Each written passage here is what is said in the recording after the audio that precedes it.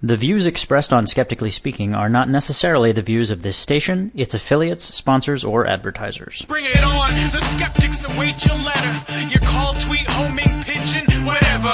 Desiree Shell gonna raise a little hell, metaphorically that is. 'Cause we're skeptically speaking. Hello and welcome to Skeptically Speaking. I'm your host, Desiree Shell. This week we'll spend an hour with some fiction that appeals to the science lover. We'll talk to author Stuart Clark about The Sky's Dark Labyrinth, a novel about the work of some of history's most famous astronomers.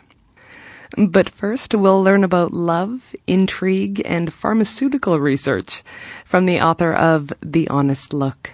I'm here with Jennifer Rohn, currently on staff as an academic cell biologist at the MRC Laboratory for Molecular Cell Biology at University College London. She's also the author of the novel The Honest Look. Welcome to Skeptically Speaking, Jenny. Thank you. I have been trying to find a way to explain your book to people, and it is defying me. The genre specifically, what do you call it? Well, I call it lab lit, but then I would because I coined that phrase. Oh. Laboratory literature. So it's a novel that's set in a scientific setting that has a scientist as a central character. And there aren't that many of them out there. No, there are definitely not. I've been using romantic research fiction. Well, lab lit doesn't have to be a romance. I mean, there are quite a number of books out there that are just about scientists doing their daily lives, just like you'd read about doctors or nurses or detectives. Lab lit is about scientists doing what they do, with a heavy science component.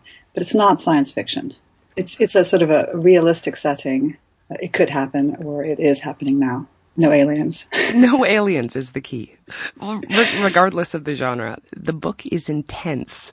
The main character is Claire Cyrus. Tell us about her. Well, she is sort of the classic new researcher. She's just got her PhD. And when you do your PhD, you're at the top of your game. You're the world's expert on X. And suddenly you have to go out and join a new lab. And you start all over. You're now the complete beginner again, usually in a new place, often in a new country, because scientists are very itinerant. So Claire sort of embodies the sort of freshly minted PhD who's been set adrift to start her scientific career in a new place. And that's a very interesting setting. There's a lot of tension there. And, I've been there. Any scientist has been there. And I think probably even non-scientists have been there, having to be, sort of a grown-up for the first time and do your profession as a grown-up. Now, she's been hired by a pharmaceutical research company to do what?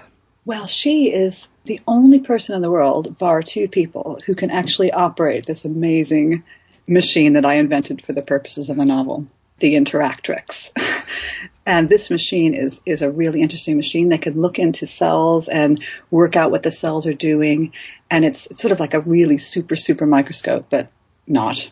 Anyway, she's the only one who can do this. So she is a combination of a complete novice, but yet an expert at the same time. And having people take her seriously as an expert is difficult because of her age. Well, and as you say, the people at the biotech company where she's been hired aren't exactly happy to see her there. No, and there's a lot of politics in any office, and laboratories are no different. You've got your pecking order, you've got your favored people and your black sheeps, and she comes into a very closed environment as a new person, and people are jealous of her because she has this expertise. So it doesn't start off well for Claire. Well, and there is also the aforementioned romance.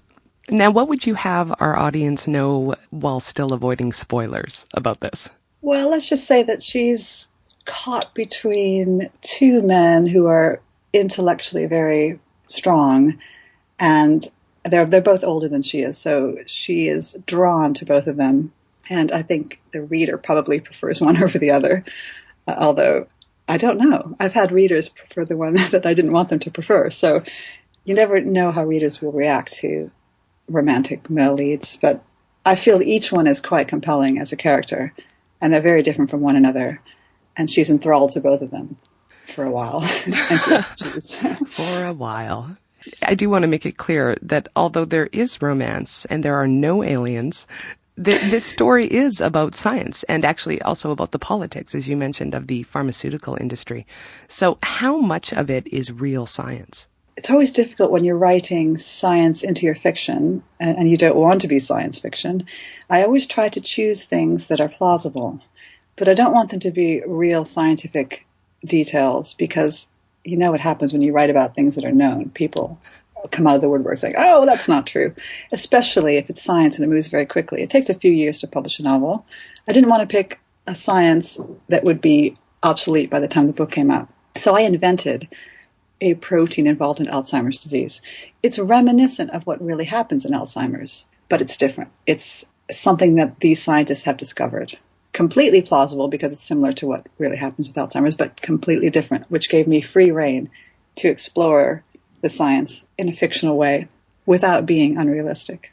I interviewed people who work on Alzheimer's just to make sure that my scenario was plausible. They knew it wasn't a real protein, but they said, yes, given what we know about Alzheimer's, this makes sense. So something like the Interactrix 3000, are we working on things that can do things like that? And maybe explain to us what the Interactrix 3000 was supposed to do. I'm actually quite surprised it doesn't exist yet, because I started plotting this novel quite some time ago, almost 10 years ago, and I was convinced that this would be reality now, and as far as I know, it isn't. Basically, it's made up of several things we already have, and I just stuck them all together. So the first thing is a microscopic needle. You can stick it into a cell like a harpoon and just slurp up cellular material. So we have that. It's called the microinjection apparatus. The second part of the Interactrix was a way to take that slurped up stuff and identify the proteins in them using a technique that exists in labs again. It's called mass spec. So the idea was that you could slurp up stuff in living cells and then instantly identify everything in there. And actually, I think it could be done. And I'm just waiting for someone to come around and ask me to draw up a prototype, because I think it's a really nifty idea. As we know, in science fiction, that sometimes happens. Mm-hmm. Well, nobody's been beating down my door yet with money. So. But yeah, I think it could happen. And I thought it was fun to invent a machine that I would like to use in my own lab. You're listening to Skeptically Speaking, and I'm here with cell biologist and novelist Jennifer Rohn. We're talking about integrity, passion, and betrayal in pharmaceutical research, and Jennifer's novel, The Honest Look. So we've established that there is actually some real science that the story deals with, but yes. How much of it is real politics? Is that what it's like, doing cutting-edge research for a drug company? You worked at a startup biotech company, correct? I did, and that's where I got the inspiration for this novel. I started plotting it while I was working in this company. And my company was pretty low-key. It was more like a family. It was a very small startup. And we did have a little bit of politics. It was nothing like what's in the novel. But I do have friends and colleagues who work in bigger pharma companies where they say that this sort of thing is, we're human beings. Scientists are human beings, and we're ambitious and passionate, and the prizes are quite big. If you discover something and you're an inventor on a patent, you could potentially make money. So it's not surprising that scientists, just like any other human being, would be sort of prone to these sorts of behaviors. So again, it's fictionalized, but quite reminiscent with real life. Well, a pivotal point in the book is when Claire's research shows that the one and only drug that the company she works for makes probably won't be effective, and her resulting decisions at that point. So, any idea how often the real results of research are covered up to hide it from funders or regulators or such? Me personally. Yeah, of course not. So fraud does occur in science, and it's very highly publicized. And I'm sure a lot of it isn't reported, and I'm sure there is fraud more than we think. Yeah, it's just human nature to desperately want your theory to be true. And I think sometimes people commit what I think of as accidental fraud. They do an experiment. It doesn't go how they want it to. They say, oh, well, something must be wrong with my experiment. So they do the experiment again, or they do it a different way. It does happen that people will try to show something instead of being so objective that they just take the answer as it comes. They sort of try. It's hard to describe. It's not fraud. It's just human nature, I think. So this is why it's very important in science that people replicate each other's results. It's very important that you keep really good records. It's very important that we have peer review so that these sorts of things can be caught. In pharma, it might be different because you're not really being scrutinized by the scientific community. You're working in secret. I mean, I have no idea how much it happens, but the temptation is definitely there on a daily basis if the stakes are high. I would hope that most scientists would sort of refrain from doing that sort of thing. Just sort of watching Claire go through that process and the pressure that she was under. What would happen in the real world when a discovery like that is made, that a product is going to be ineffective? Because we see Claire's response in the book. How would that work in the real world? I think in the real world, okay, if that were me, I'd go straight to my boss and say, listen, something's wrong. And I'd explain why. And I'm sure they wouldn't believe me at first, especially if I was young. They'd say, okay, you brought me this problem. Chances are it's just a fluke because you're very new and we've been working on this for years. But a real company is going to have to take these sorts of warnings seriously because, what's going to happen is this drug will go into clinical trials and it'll tank. And the sooner you find out that what you're working on is wrong, the sooner you can make an exit strategy. So I think in real life, the people working at a company like this, if something like this had happened, and in fact, Claire even realizes at the end that, she should have gone to these people sooner. They probably would have listened to her. But at that point, it's way too late. I don't want to give it away. No. but I think you can be paralyzed by fear. And the particular situation that she is in makes it really difficult for her to blow the whistle. And yeah, I'd like to think that any decent business would want to know if something underpinning it was flawed. I'm finding it very hard to interview you without giving spoilers, because there are questions I want to ask, but the audience will have to read it for themselves. Okay. And as I said, quite honestly, it was unexpectedly intense. You managed to make waiting for even mundane lab results seem exciting. So is that poetic license? Or are you just successfully translating how scientists feel at those moments? I think there is a lot of tension. And because it's your whole life, most scientists are completely involved in their projects. And the projects become real. They become all-encompassing. So, you do get up in the morning, you think, oh my God, I'm going to develop this film and it's going to have little splotches on it. And if the splotches are a particular way, then that means that my theory might be true. And you go into work, you rush into work, you develop your film. Indeed, you see those splotches and you think, yes, I'm the only one in the world who's ever seen this. At this moment, I'm the only one who knows this. And things are going well. Unfortunately, 99% of the time, you go into the lab, you develop the film. The film's completely blank because you made a mistake. Or the splotches that don't look right, or they're not the right splotches, or they're the right splotches at the wrong time. There's so much failure in science that I think you do get caught up. You're sort of drawn along down the garden path by these bright spots of exciting results that are very infrequent, sort of in a backdrop of continual failure. I think you have to be a masochist to be a scientist, but the payoff's great. You get this, the splotches are right. Like, yes, I've got you now.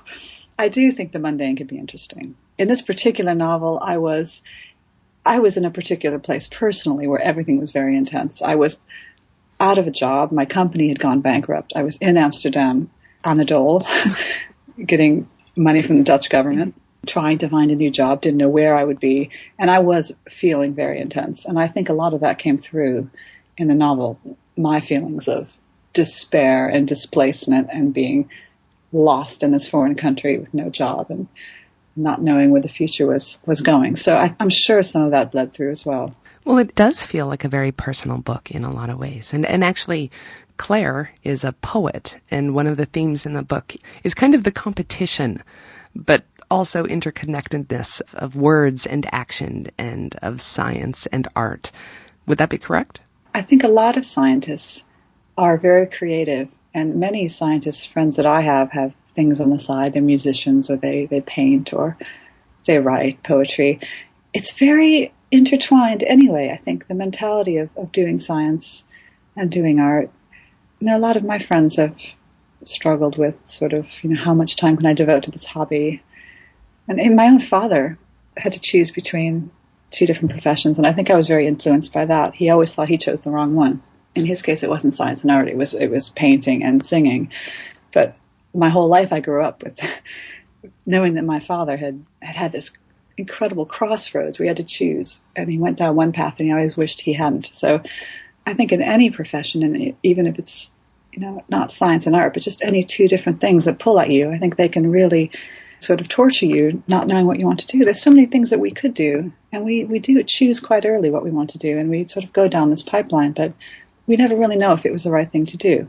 Now, were you intending this to be a gateway drug book? One that gets people interested in science through the sheer power of a hell of a story?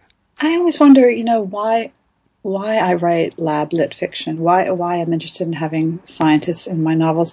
I'm not really trying necessarily to educate or entice people in. It's basically I'm writing what I know, and I'm writing about this amazing world that I live in that you hardly ever get to read about because nobody tends to write novels about scientists. I wouldn't want to say I had an agenda, but it's true that I do think about fiction as a sort of stealth medium for interesting people in science. You could have a museum exhibition and you could attract 1,000 people to this, but they're probably the sort of people who would go to a museum anyway, a science museum, for example. But if you have one Hollywood blockbuster that shows science in a good light or a scientist in a good light, you could attract billions of people, and they weren't even the kind of people who knew they were interested. So fiction does have this incredible power. I mean, I like to use it for good. But I do just write what I know because I enjoy it. And if it does along the way interest people in science and make them more sympathetic to scientists, then that's a good thing. But that's probably not my main driver. I have to ask, since you mentioned blockbuster movies, have you cast this story in your head already? You have, haven't you? It's so hard for me because these people are alive in my head and they don't look like anyone else. So I personally would struggle casting any of these people. I'm a reader first and foremost, and whenever I see film adaptations of my favorite books, I'm like, oh no, that's not right at all.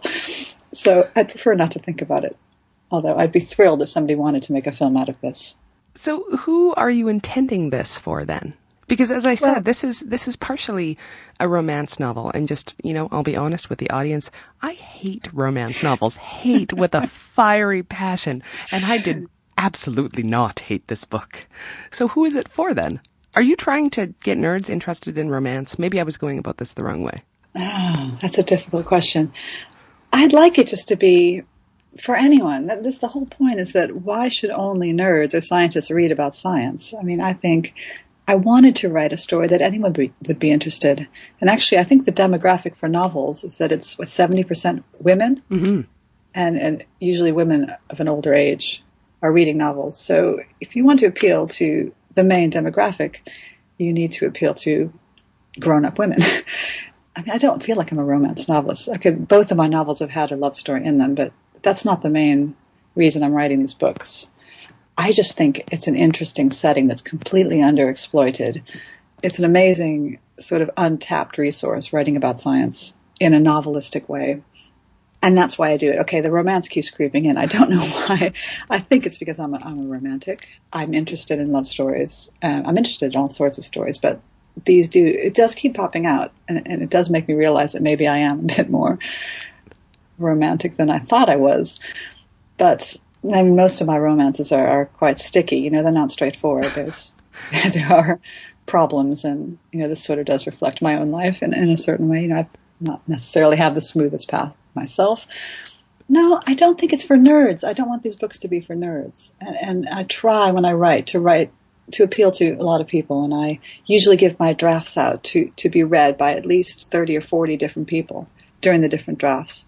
Most of these are not scientists because I specifically want to know, is this too much? Have I given too much detail? Are you completely lost right now? And I actually ask people to flag up in the margins things like, oh, you're losing me here, or I'm just hanging on by a thread.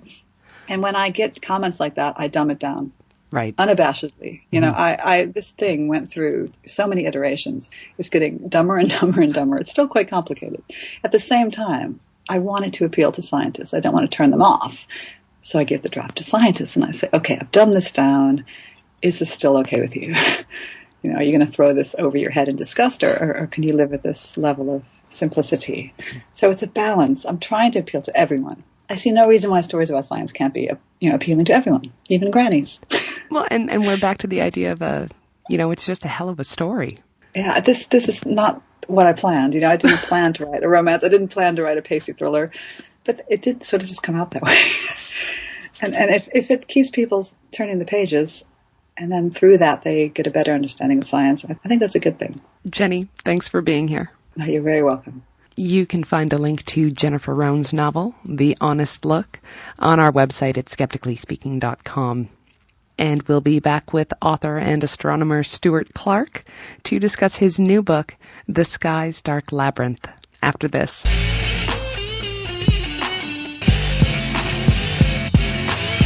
Skeptically Speaking wants you to question everything. To be a part of the discussion, call and record your question on our listener question line at Speak 73101. That's 773-257-3101. Long-distance charges may apply. Sunday nights at 6 Mountain Time, join our Ustream chat room to listen and ask questions as we record interviews live. Just click the Listen Online button at skepticallyspeaking.com.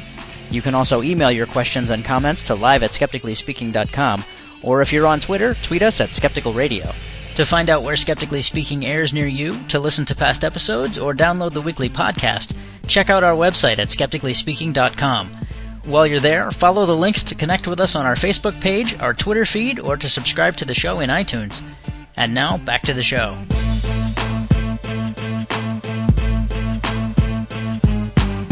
Stuart Clark is on the line with us today. Stuart is a Fellow of the Royal Astronomical Society, visiting Fellow at the University of Hertfordshire, and a former Vice Chair of the Association of British Science Writers.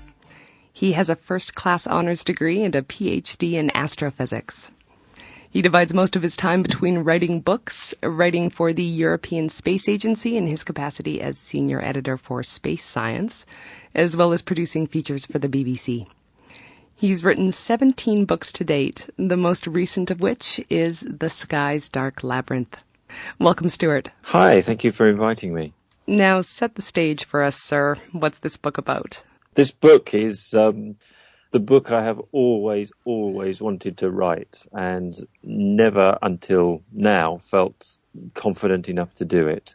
So this is the book, which is the first part of a trilogy that will dramatize the key turning points in the history of astronomy. They will bring to life these moments where we just had to almost forget everything we thought we knew about the universe and relearn it.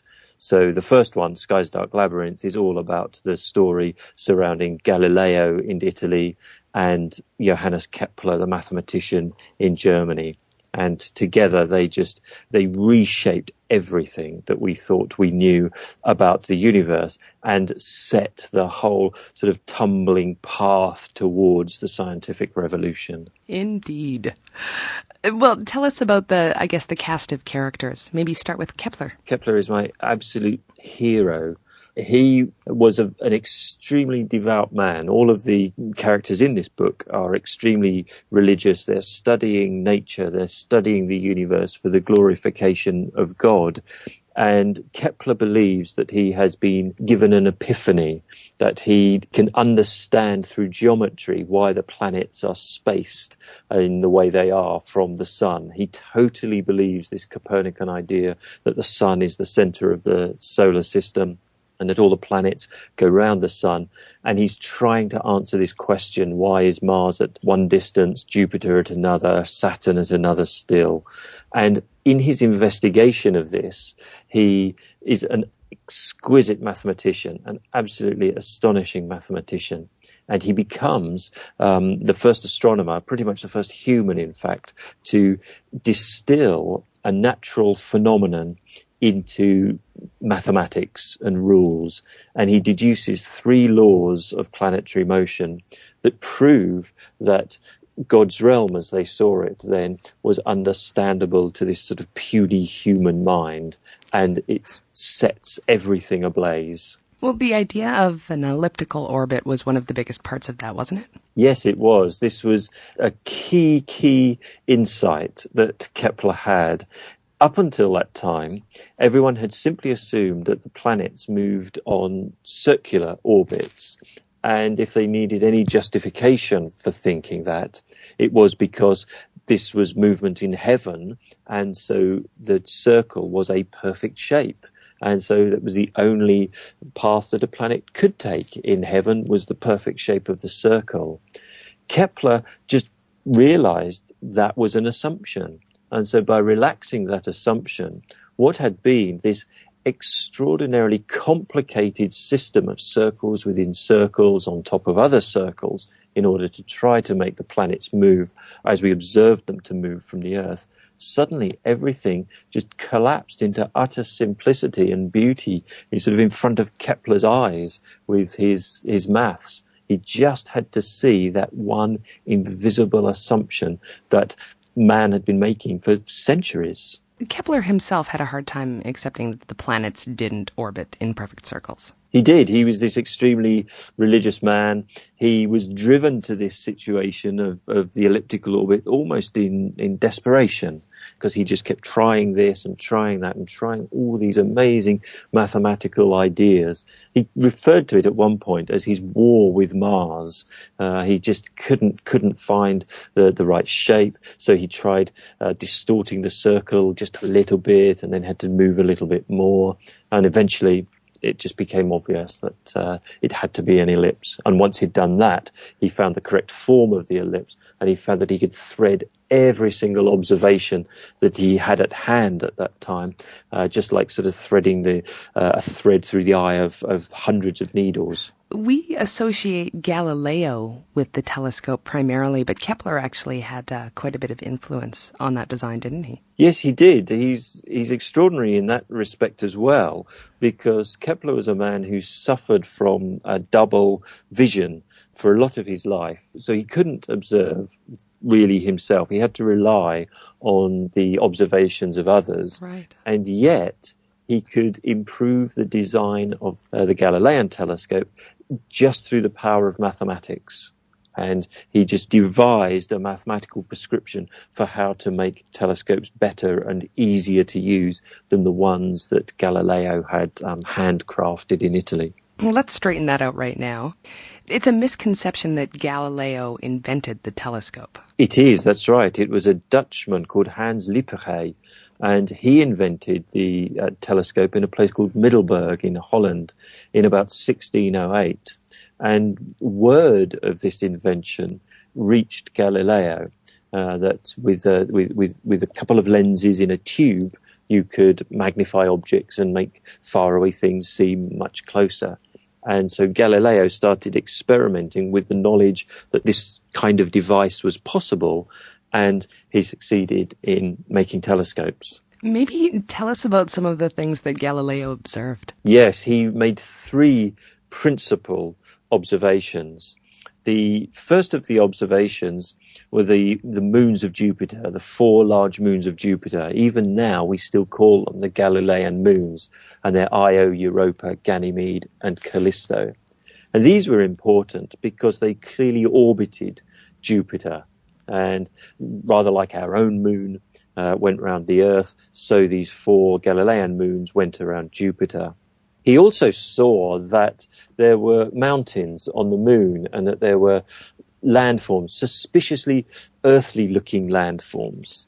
And the more I think about it, the more I realize that this was possibly his most profound observation, in fact, because up until that point, the idea was that there were just four elements that made the Earth. There was the earth, there was water, there was air, and there was fire. And that was sort of their ascending sequence of density. And so what was floating around in space and in the heavens above us, that had to have been made with a fifth element, the quintessence, which was this light, ethereal, ephemeral stuff. And yet, when Galileo pointed his telescope and saw the mountains on the moon, it was conspicuously Earth-like. So what were Earth-like features doing on something made of quintessence? And more to the point, if it were earthly, the moon, why didn't it fall to Earth? Everything was supposed to find its place in the universe based upon the element that it was made from. So there was a profound challenge to received wisdom at that point. And his third observation, which plunged everyone into a theological crisis, was that there were stars in heaven that you couldn't see with the naked eye. So why on earth would God have hidden part of his creation from us? That didn't resolve itself until sort of Restoration England, 70 years later or so, with the Royal Society, and funnily enough, the subject of the second book in this trilogy, where they start believing that in the fall of mankind, the original sin, the casting out of Adam and Eve, so human senses were so dulled by that fall of mankind that science, mechanical invention like microscopes and telescopes, can allow us to regain this sort of lost view of the universe that Adam would have had. And that was the role of science, really, the quantification of the fall of mankind, so as Christians they could know how much they had to atone for. Oh my. It's quite surprising, Yes. isn't it? And suddenly when you start sort of coming across these ideas in the old manuscripts and things like that, you think, wow, this is great story material. Let's base all this on fact, but let's write these great thrilling, or hopefully great and thrilling novels about it. There's one more character that, of course, I have to bring up, Tycho Brahe. Now, he was the royal astronomer of the Holy Roman Empire in 1600, and Kepler was his assistant. Tycho is just getting a bit of a fan club, actually. I hear more about him than from all of the others, and with good reason. He is this extraordinary, larger-than-life character. He has an observatory, which is like a court. Every afternoon at 3:00, he and his assistants, he has this legion of assistants, and any passing nobles that happen to be visiting, they all sit down and they have these huge banquets, and they can get roaring drunk if they want, and then they just have a few hours to sleep it all off, and then they go up all night observing. He's got this amazing metal nose from where he fought a duel as a student over who was the best mathematician in his class. That is a heck of a reason for a duel. I know, isn't it amazing? You'd have thought perhaps they might have done a sum or something and seen who did the sum quickest, but no, they went out and they fought a duel about it. His uncle kidnapped him because he was rather jealous that his brother had had a son, Tycho, so kidnapped him at birth and brought him up as the noble, and then gave him a chaperone to try and stop him practicing astronomy, because to be an astronomer had too much sort of the whiff of work and working for a living about it. So Tycho used to wait until his chaperone had fallen asleep, and then he used to get out this little wooden cross staff and go and measure angles out of his bedroom window. So yes, he's a great character. And one of those characters that some people have said, gosh, he's a bit over the top, isn't he? You know, you've got to. And I said, well, I think, to be honest, if anything, I've toned him down when you really read about him. You're listening to Skeptically Speaking, and I'm talking to journalist, author, astronomer, and broadcaster Stuart Clark. We're discussing his new book, The Sky's Dark Labyrinth, which is a dramatized novel about the most pivotal points in early astronomy. So even though their work seems complementary, these three characters disagreed quite a bit on some things. Yes. The disagreement is a fascinating lesson for all scientists, even today, because Tycho believed only purely what he saw. And so he had no observation that proved that the Earth moved. So he believed it was fixed and rigid in the center of the universe. And yet, if he looked at Mercury and Venus, they moved in such a way that it was obvious that they had to go around the sun. So he said, okay, so Mercury and Venus go around the sun, but the Earth is the center of everything. So the sun then goes around the Earth, and Mars, Jupiter, Saturn, and the stars all also revolve around the Earth. And if you just took what the data was telling you, that's the picture that you were forced to believe. Well, Kepler had some innate belief in the sense of the Copernican system, where the sun was the center of everything. And even though he couldn't prove that, he said what it probably meant was that this pivotal observation, which was the parallax and the subtle change in the positions of the stars every 6 months, when the Earth would have been on different sides of its orbit. He said, well, you can explain that away if the stars are just at a greater distance than you thought they were. So he retained this level of belief in all of the work that he did. And Galileo was scared, I think, that Kepler, being a Protestant Lutheran and making such huge advances with his elliptical orbits and building a Copernican system that really truly worked in a way that Copernicus never did, Galileo became scared that the Protestant church would be seen to be the forward-thinking church. And so he tried to push the Catholic Church much further and much faster than they were willing to go. And when the Inquisition and the Vatican theologians said, well, show us the evidence for the earth moving, of course there was no evidence. And that's where everything fell down for Galileo. The Vatican would have been happy moving to the sort of the Tycho Brahe model, the Tychonic universe. And there were already negotiations going on with the Jesuit astronomers in Rome to move the official position of the Catholic Church to that halfway house, the Tychonic universe. It just wasn't fast enough for Galileo, so he pushed and pushed until he pushed a bit too hard. Well, actually, I found it interesting. You present a somewhat sympathetic view of the Catholic Church's role in this, or at least the Jesuits. Yes, I think that they did have sympathy for the new learning and the new knowledge.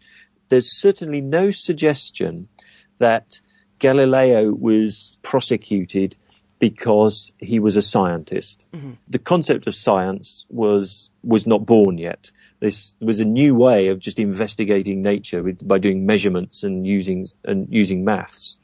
And they really were scared that there was somebody in their midst, Galileo, who was trying to change the official teachings without any kind of evidence. That they were scared he was somehow trying to circumvent the power structure. And that's really why they prosecuted him. They were running scared, I think, from the whole Martin Luther Reformation and split in the church position. And they couldn't risk another split over what they thought was sort of small matters of detail.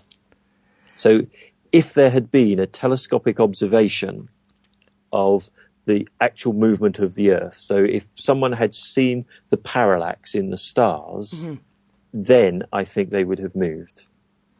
That's the reality of it. You can say what you like about the power play, right, and all the rest of it, and whether they were right to do what they did, but it wasn't simply because it was science versus religion. It was because there was no evidence for where Galileo wanted to take them. Was the Greenberger character, by any chance, the Jesuit character, was he a real person? Honestly, out of all the players in the book, he's the one that really seems the most real to me. Yeah, he is. He's absolutely real. And as I was researching him, there's some letters and there are some suggestions that he truly, honestly believed in the Copernican system and the Keplerian system.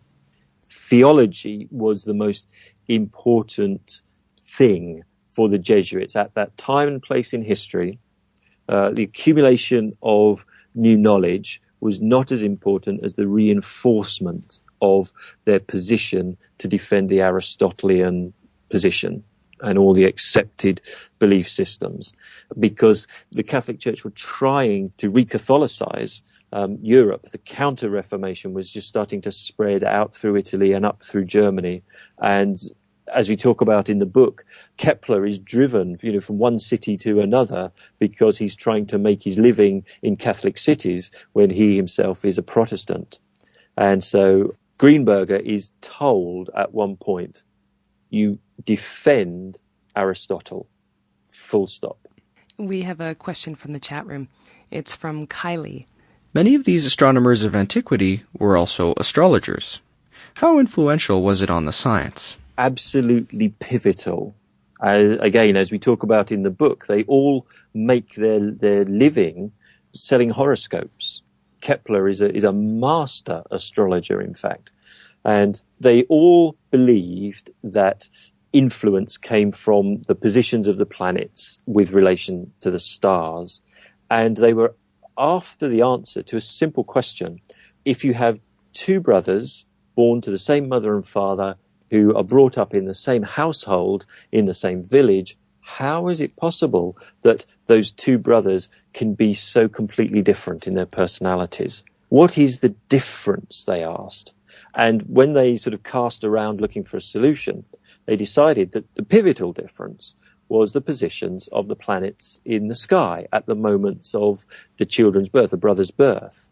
In fact, the astrology itself is almost a forerunner of our science of genetics. It's not a forerunner of astronomy as such, it's a forerunner of genetics.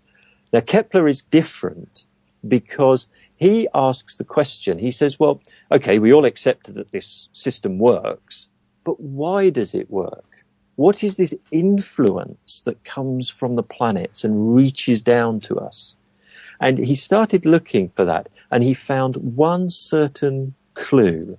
He knew from all the observations that he had worked with that the orbit of the moon went through a 19-year cycle.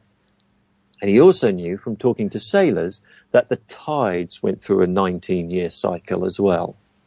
And so he said, there is a clear connection between the moon and the tides. And his reasoning was that if the moon, the subtle influence from the moon, can move the mighty oceans, how can it fail to have an influence on the fragile human soul?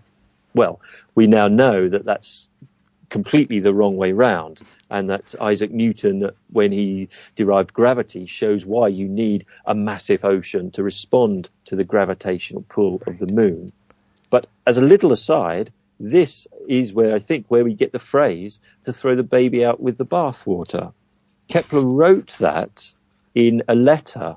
He said, if you rubbish all astrology, if you just say there is no influence that comes from the planets at all, and you cast it all aside, he said, based on my observations of the moon and the tides, then we risk throwing the baby out with the bathwater.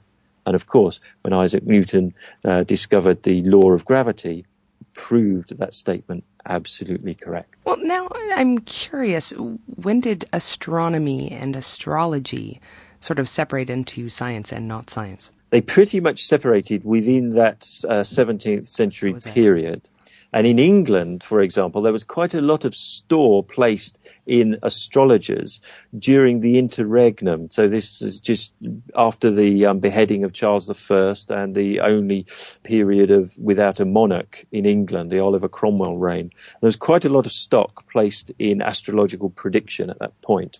When that regime disintegrated, all the old ways of thinking just went away. We had Charles II back, and suddenly astrology was very, very far out of favour.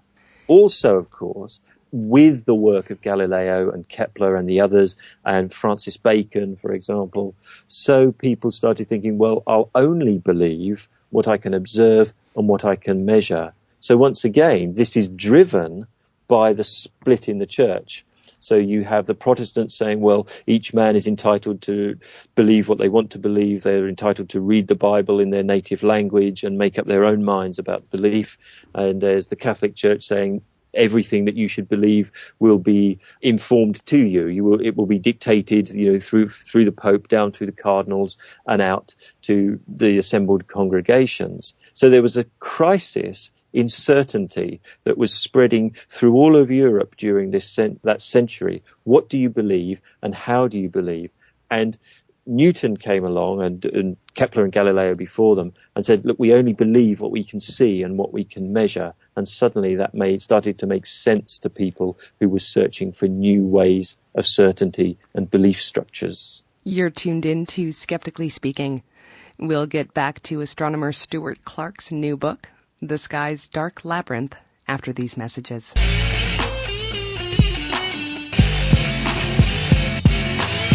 On the next episode of Skeptically Speaking, we're talking about the unorthodox thinkers who might help us innovate our way to new energy solutions. We're joined by journalist Tyler Hamilton to discuss his book, Mad Like Tesla, Underdog Inventors and Their Bold Pursuit of Clean Energy. And law professor and blogger Jason Rantanen joins us to explain the role of patents in developing technology. That's next week on Skeptically Speaking, on your local radio station, or online at skepticallyspeaking.com. Welcome back to Skeptically Speaking. I'm your host, Desiree Schell. I'm talking to journalist, author, and astronomer Stuart Clark about his new book, The Sky's Dark Labyrinth. So, Stuart, how did you research this book? Years and years of effort, really. And I just started really by just being fascinated with these stories and trying to place why we think in the ways we do now into context. And there have been some truly great non-fiction narratives written about these books. Arthur Koestler's Sleepwalkers, for example, David Sobel's Galileo's Daughter, absolutely superb. There's another book called Kepler's Witch. These are really good non-fiction narratives. And so I sort of went through those. Then I started looking back at the bigger, weightier, more academic tomes, things that had translations of the original letters. And gradually, as I read more of the actual writings of these astronomers themselves, so their characters sort of seeped into me, and I felt comfortable enough to present my idea of their characteristics in this novel form. It has been a big process, but an extremely rewarding one. And I think my biggest moment of revelation came when I was trying to understand the whole astrological, mythical, how the stars are linked supposedly to the body and all of that. And suddenly I thought, well, if I strip away all of my 400 years worth of knowledge that we've accumulated and I've been taught, would I believe this system as well, based on what was around? And I think the answer is yes. So from that point, I could suddenly see every new step with fresh eyes. Every time they thought to themselves, well, why does that happen? Or, well, what if we did this with this lens or this telescope? Or how about if I calculated this? Suddenly everything becomes a really new thing. It's not a stepwise progression of certain logical steps that they took. They did just sort of grope around in the dark looking for ways to try and increase their knowledge a little bit. And gradually they struck upon all these ideas that then sort of fermented later into what we call science. Well, one of the other things that you did, that you were able to do in this book, was explain astronomical and mathematical theories using no actual numbers at all. And I appreciate that. So thank you. You're very, very welcome. Yeah, that was the number one rule, even before I put any kind of pen to paper. It was the big thought that I had, that these had to be novels. They had to work first and foremost as fiction.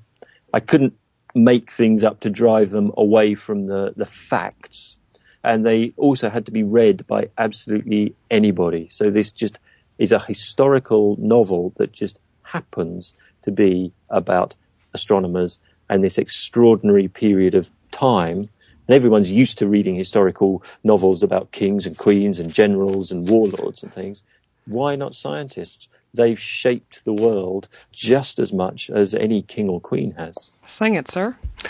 That said, how would writing this book have been different if you weren't already a professional astronomer?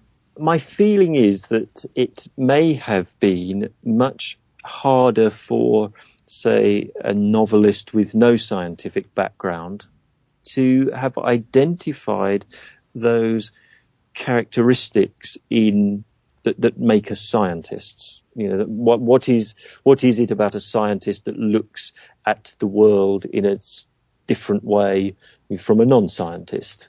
So perhaps my background and my training and the fact that I've been able to do that and recognize that and still have a lot of that in me, perhaps that made the portrayal of these scientists as slightly more rounded humans a little easier than perhaps a novelist.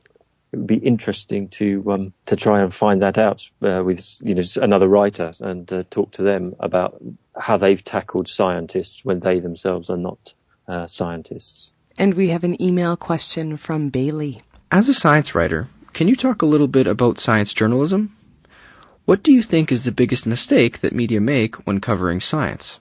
It's a large question. For me, science journalism is about investigation. It's about me becoming curious about a subject and seeing sort of the potential in a story or a subject and just delving into it and really looking for the story that's in there, trying to get behind the headlines, if you like. So do the media make mistakes with their coverage of science journalism? They do, but I'm not going to hang them for it. I mean, I've a big sympathy for journalists and the way they're constantly bombarded with stories from universities and research establishments and things like that, and the tight turnarounds and the deadlines that they've got. So if there is one thing that we could perhaps do with more of, it's less stories, but better stories. There you go. I'll put that's what I'll say. I'll say let's not have this sudden race to get a story out pretty much based on a rewritten press release. Let's have less of that, and let's have a little more investigation. And we have a question from the chat room from Gold. From looking at your site, you've produced many books for many age ranges. What age range do you see this one appealing to? It looks to be for a more mature audience. It's not a children's book. The Sky's Dark Labyrinth is an adult novel, if you like. There's certainly no reason why teenagers couldn't read it, especially if they're interested in the subject. So there's no deep dark adult themes or anything like that in there. But it is. There's no numbers. No numbers. Yes, you are safe. Anyone who doesn't. There are no numbers. There are absolutely no numbers. So, and in fact, the only scene which I found slightly irreducible in its technicality was a scene towards the end where he tries to explain Kepler's third law of planetary motion. And that one's an astonishing law. It reduces to just 5 mathematical symbols, which, as you say, I did not put in the book. And it holds for every planet that has been discovered until now. It's an astonishing truth about the universe. And I had him describing it to his mother, who's a bit nonplussed by the whole thing.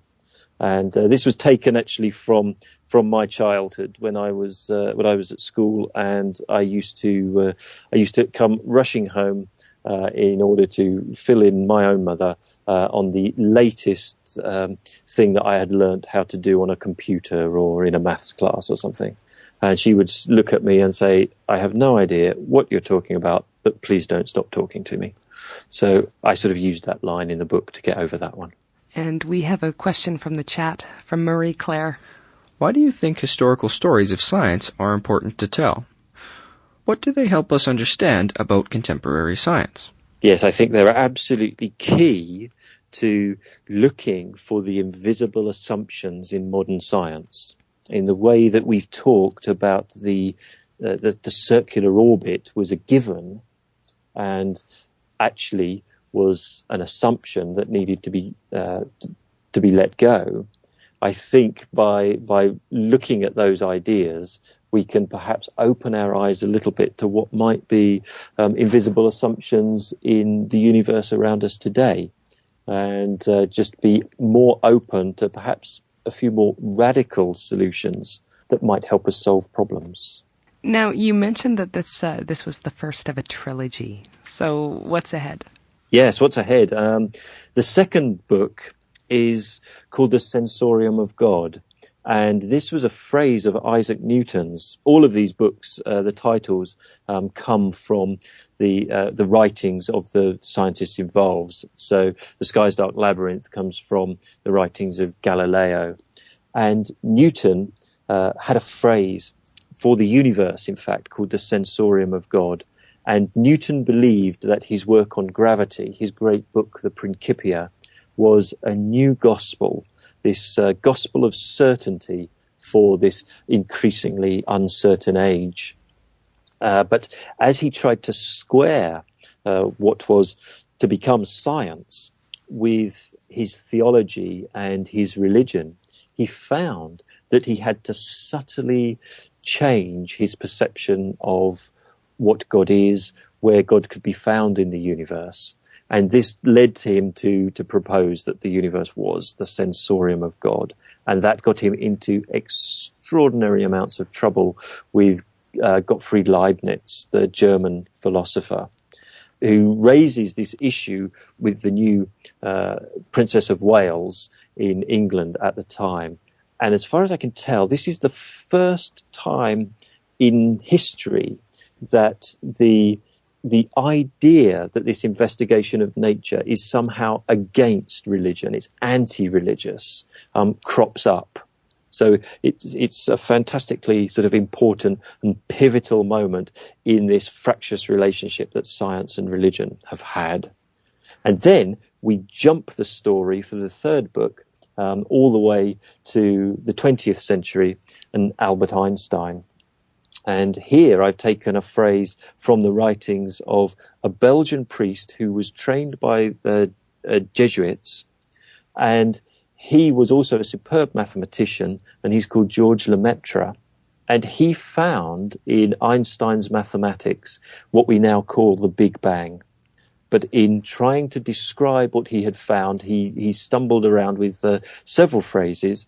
He called it the bottom of space-time. Well, I didn't think that was really going to work as a title of a novel.